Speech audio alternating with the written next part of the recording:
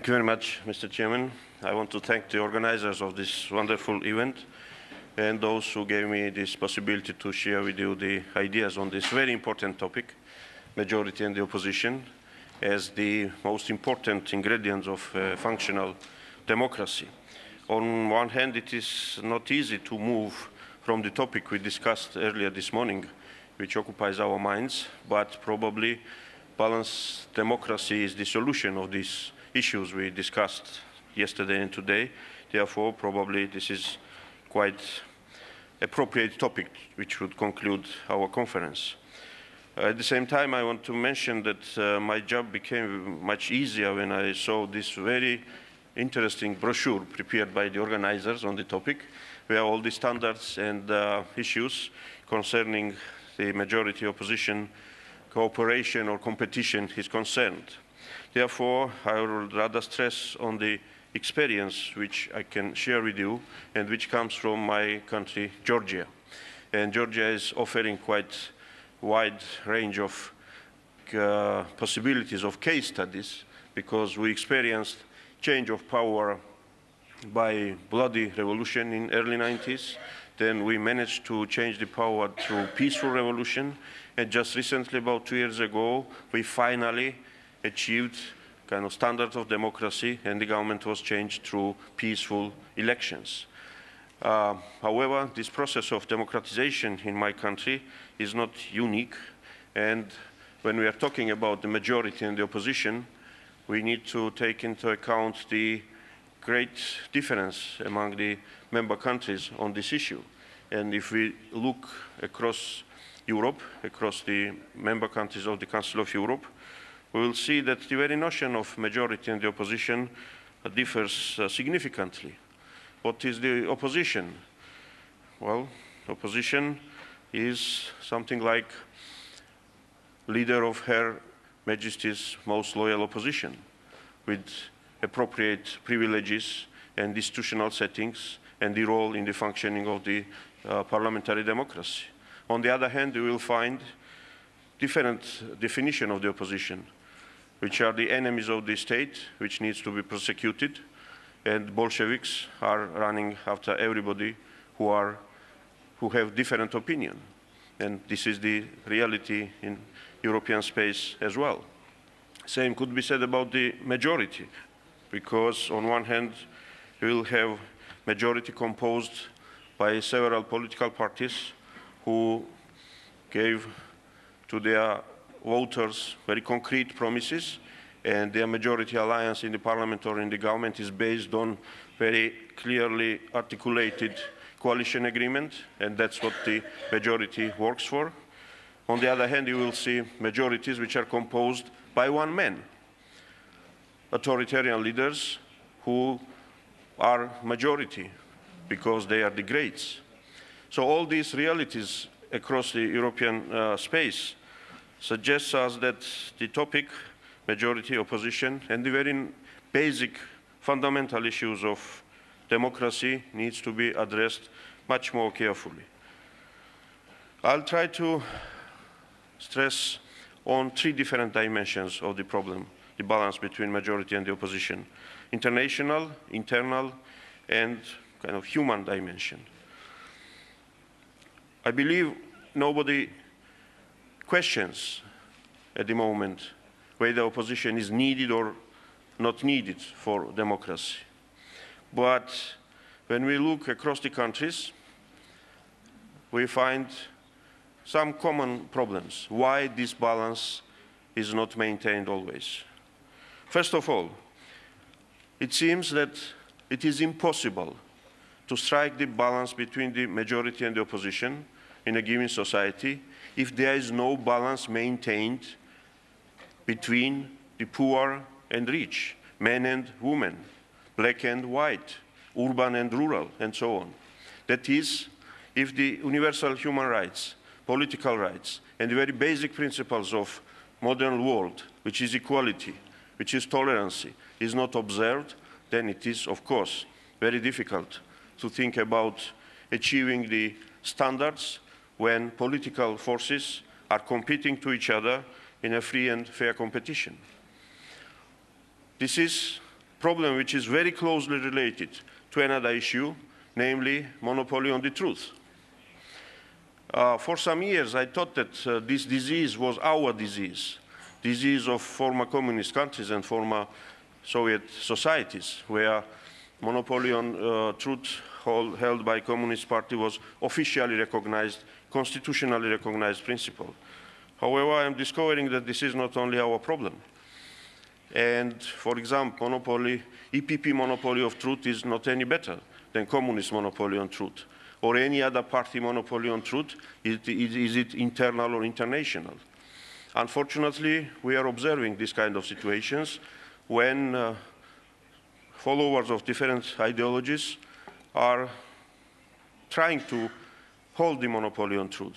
In such case, of course, there is very few steps towards declaring the opposition as the problem, not solution.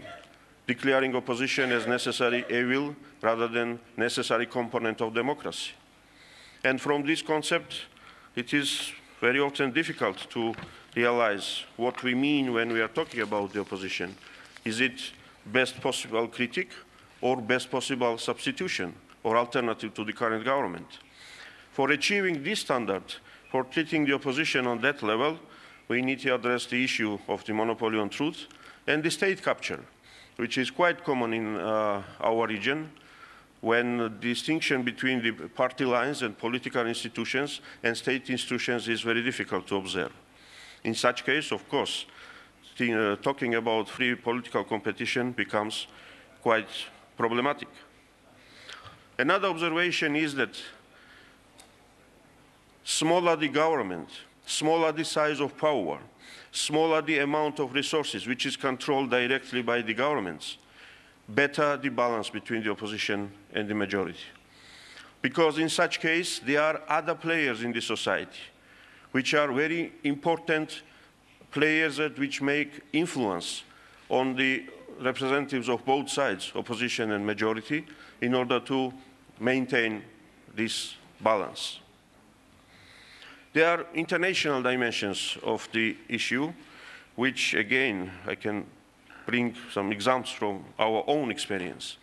Because when we are talking about majority and minority, we need to answer the question where they come from.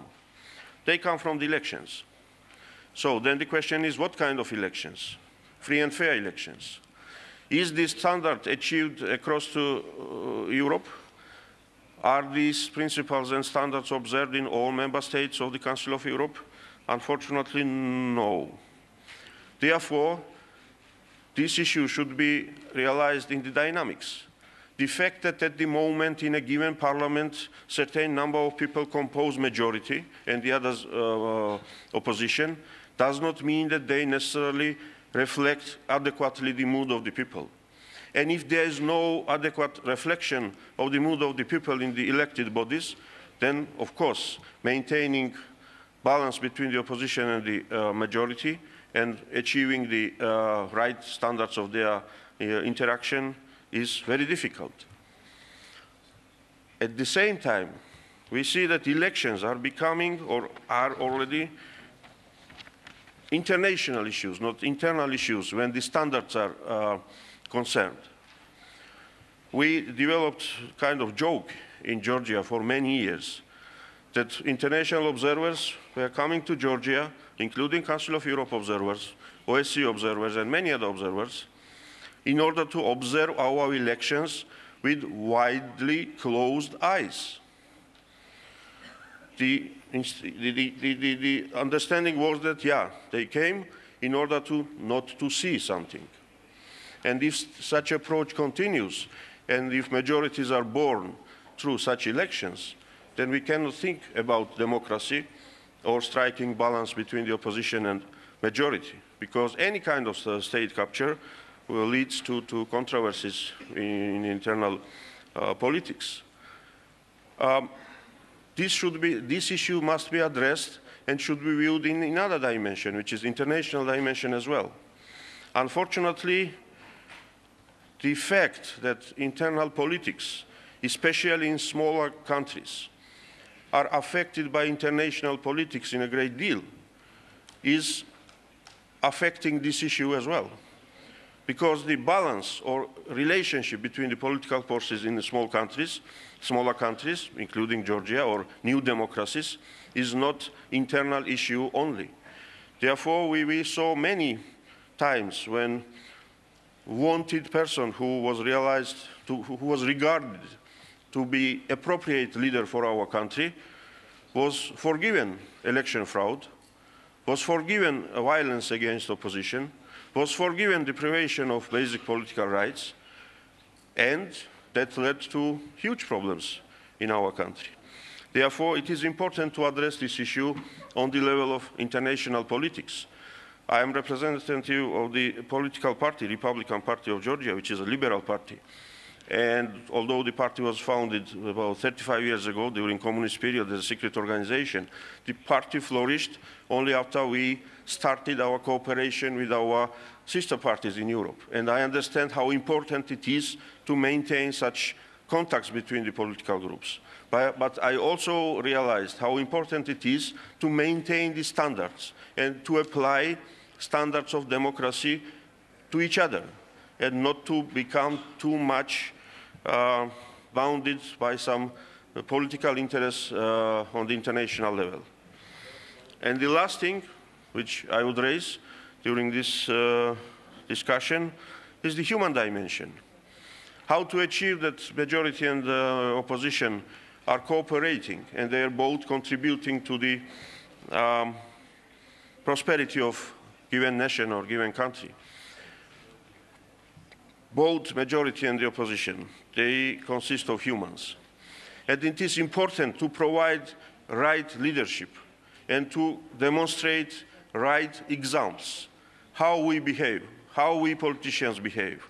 And in this regard, I believe today we are in this room, the people who should play the most important role in our societies. Because the job of speaker could be described by this line, achieving balance between the majority and minority, therefore promoting democracy in their countries. Therefore, I believe if we do our jobs on the appropriate level, we will contribute to solution of this problem, which appears to be a problem not only in my country, but in developed societies as well. Thank you.